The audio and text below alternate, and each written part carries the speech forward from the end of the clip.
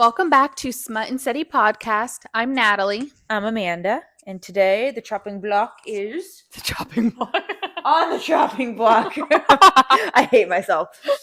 Satan's Affair, which is a small book relevant to haunting and hunting Adeline, all about Mrs. Sibby, our little unhinged lady. Yeah.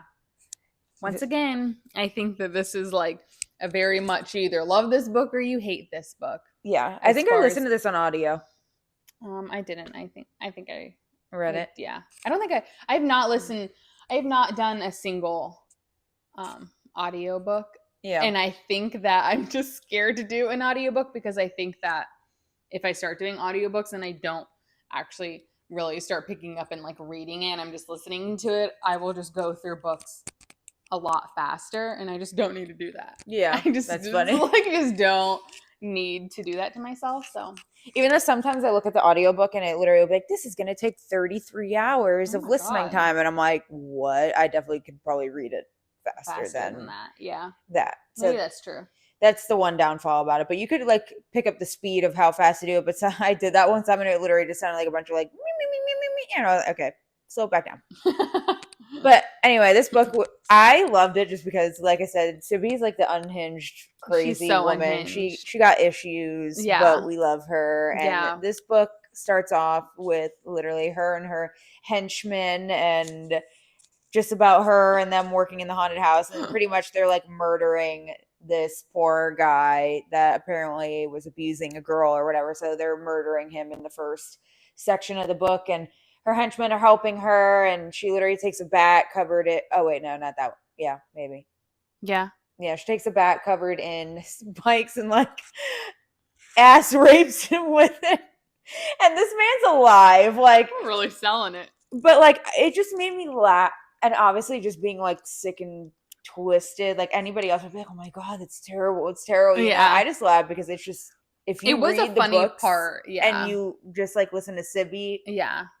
It's just she's like a young girl. Like, I literally think she's like 21 or 20 or something. Like, she's young and definitely has like psychosis. Like, she is psychotic. She thinks that she's killing people that are evil, and she goes around with her henchmen and determines who is evil. And granted, she has killed bad men, and she does, which is the far out part is that none of this makes sense at all, but yet she does sniff out like the evil. Like, she can smell, like she can smell like on someone. If you're like, if you smell like a fruit, if you smell sweet, then she like deems you good. And if you have like a rotting smell, then you're evil. But she's like murdered like legitimately like evil people. And you're just like, make this make sense real quick. Make this make sense. So I don't really know how it does, but I think that she's just so off the wall, unhinged, like obviously has some severe like mental issues going on that is just comical. It's like funny. It's dark humor is what it is. Because it's like obviously like spikes on a bat, like butt raping some guy. That was really hard to get out. Some guy is not okay on any sort of level whatsoever, but I just think that it was just like her unhinged comments throughout, and like her delusion is just so funny. And like, it's also, you kind of find out that she lived in like a family with a bunch of like brothers and sisters. Her dad was kind of like a cult like leader, kind of like, he was like, you know, oh, I'm like Jesus and everybody needs to follow me. And he was like screwing everybody and having kids with like everybody. And so that's like kind of the background she grew up in. And I don't even remember how she ended up working at like the Satan's Affair festival thing. I have no idea. Because she just messed up. But like her and her henchmen would like live in the walls. I don't even think she really like worked there. Didn't she just like think that she did? Think that she did, and she just like lived there and was like traveling with them. Like, and then her henchman, like turns out, which is really funny because like in like Haunting and Hunting, like they make you believe that her henchmen are real, like they're real dudes who are just like going around and doing this, and it's all in her imagination. And then you hear like Zayd's point of view where it's like she's like talking to her henchman, and Zayd's like, there's Who are you nobody talking to? there. Like, and she's like having full on conversations, and like they're like mannequins that she thinks. Yeah, and that are. was the best part because literally in the first half of the book, she like there's a sex scene and she's like literally like having sex with every single henchman that she Yeah. has, and there's like fucking 6 of them. Yeah. So it's like describing this whole like orgy thing, and it just goes into like, and like I said, I listened to the audiobook for it, so like it just was so funny listening to it. And it's where like, and especially the henchmen, they had like weird ass names. It was like Jackal and I don't know, something else. They were so weird, and they like went in such depth about like this giant like affair and how each one of them like had a part and loved her dearly. And then like later on they're like, yeah, her henchmen aren't real, and she was just like grinding against mannequins. And you're like, what? Because she gets arrested and they bring her to like the psycho house, and literally the girl was like, Sibby, she's like, my henchmen are real, I swear, I've had sexual relations with them. She's like, no, it was just a bunch of mannequins. Like the doctor's like, no. He's like, yeah, your henchmen were a bunch of mannequins. And I just literally died at that part because you know, you're listening to the book and obviously you're thinking that they're real. That's what I'm saying. Yeah, and then it was you get like to that part, and you're like, I knew she was crazy, but like, what the fuck? It was like H.G. Carlton went in such great detail to provide this sex scene, and then you're like 5 chapters later, you're like, they were mannequins. Like, okay, I know none of it's real to begin with, but like, come on, even better.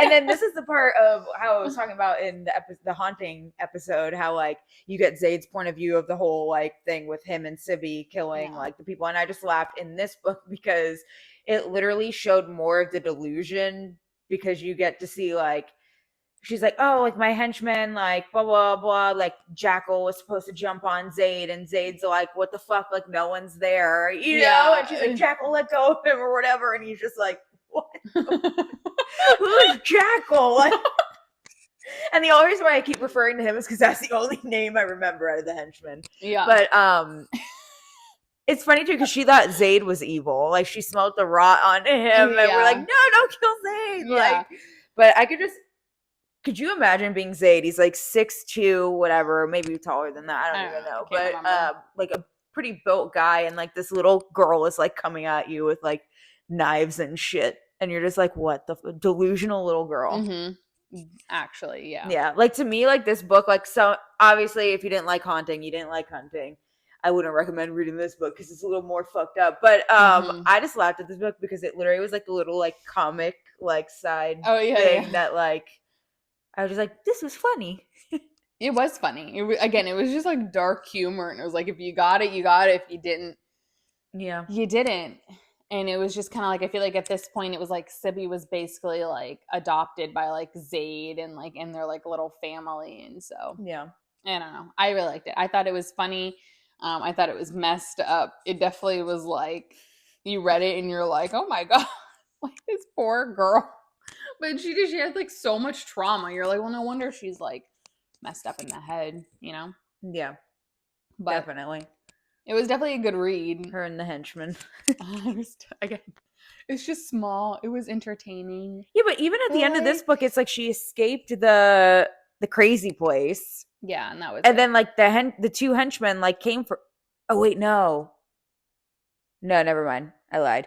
That was before she got put into the crazy place where she's like driving away from the cops or whatever. And then she's like, where are my henchmen? And they're like, who?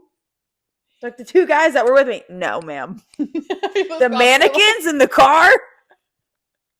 Those 4 cops are probably like, I don't get paid enough for this. I know. And the best part is like, how did you like trail along 6 or whatever, how many like mannequins? You know, she's so little. She like buckled them in and everything. Like this poor girl. Oh my gosh. Anyway, yeah. If you really like this book, let us know. Obviously, like I said, if you didn't like the others, just don't read this one because it will make no sense and you're going to be like, what the actual hell? But if you want to laugh, this was a great one. So kudos to you, HD, because I loved it. It was just a perfect little unhinged, funny book that just kind of made you laugh, but also be like WTF, like at the same time. But again, It was just one little piece of the puzzle. If you're not, if you're just not into, if like haunting and hunting was like a little much for you, this is going to be too much for you. Yeah, especially just starting off with that book. It's literally like goes right into it. It's going to be too much, but like I said, we thoroughly enjoyed it. It's not a masterpiece. It's not, it's not anything that's it's not going to change your life. But I felt like we had to talk about this book because Sibby was like one of my favorite characters in that book. And there also is another spinoff called Where's Molly? But like I read that one and I kind of was just like, okay, like I didn't really have to know about Mom. It was good, but like I just don't feel like it's like talk worthy. No. She just made Sibby like such a different character that I think that like people were just like really curious. Like I mean like Molly or whatever, like with the letters and stuff like that, like drew you in. But Sibby as like a person, you were like, what's going on with that girl? Like I need to know because she's crazy. And I think that's why she rightfully deserved a book. And I think that's why we liked it, because we're crazy. She's also, I mean, we're not that crazy, but I just think that it was just like funny. Like if you could just accept it for what it was, then, And I also feel like Molly or whatever, she kind of was just like, you kind of already knew what happened to her. You're like, okay, well, she was obviously in like the sex trafficking ring and she escaped. So hers was just kind of like a love story. Yeah, but I also thought it was like, funny that she was safe, but like this is what she's doing like on the side, and then this man feeding humans to pigs. Which was a fun fact if you didn't know that giant pigs will eat every part of a human body. Yeah, like bones, everything. So you got something to do. And we've only learned this from the book. Yeah, we only learned this from this book, but in case the government's listening. We've never done it. Okay? Yeah, I'm just saying that we learned something from that book, but it wasn't as interesting as like Sibby's story was, because I just feel like you got to go into the mind of like Sibby, which was a roller coaster and wild. So yeah, if you wanted to laugh, I love a little bit of comedy in a book. It was like she had a great personality. Like I don't know if it was meant to be a comedy, but me and you just laughed. So I don't know. She did. She was just so unhinged. Like how could you not laugh? Yeah, like she would literally be talking to the doctor and being like playing along, and then in her brain she'd be like, "I'm gonna fuck this bitch up." Yeah, and you're like, just like, my henchmen are behind her. They're gonna slice her neck open. It's like it would just be like so funny because like it's just like in real like conversation, she's just like nodding along and she's like, I understand, like okay, like I'm unwell, and then it'll be like in her brain where she's like, I'm gonna fuck this bitch up, and you're just like, that's fucking funny. Like it's just hilarious. But well, we hope that if you guys do read this book, you found it as funny as we did, because I actually in my brain would rate that like a 4 or 5 stars, just because I can't remember what I rated it. I thought it was fun. I probably rated it less than that, but I probably did too. Great. But it was